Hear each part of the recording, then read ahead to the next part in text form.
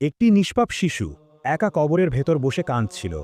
চারদিকে গভীর নীরবতা আর তার মাসুম কান্নার প্রতিধ্বনি।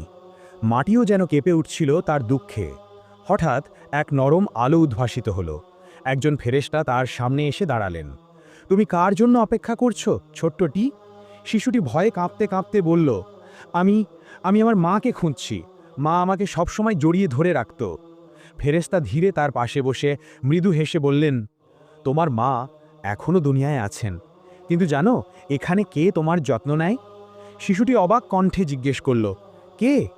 ফেরেশতার মুখে কোমল হাসি, আল্লাহর রহমত আর জান্নাতের নিয়ামত। তারপর ফেরেশতা শিশুটিকে কোলে তুলে নিলেন। নরম স্বরে বললেন, এখানে তুমি কোনো কষ্ট অনুভব করবে না। তোমার কবরকে আল্লাহ জান্নাতের এক সুন্দর বাগানে রূপান্তর করেছেন। শিশুটি কান্না থামিয়ে জিজ্ঞেস করল, আমি কি কখনো আমার মা বাবাকে আবার দেখতে পাবো?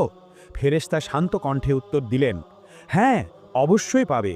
যখন তোমার মা বাবাও নেক আমল নিয়ে আল্লাহর কাছে আসবে, তখন তোমরা সবাই চিরদিন একসাথে থাকবে। আল্লাহ প্রতিটি মা বাবার সন্তানদের হেফাজত করুন। আমিন।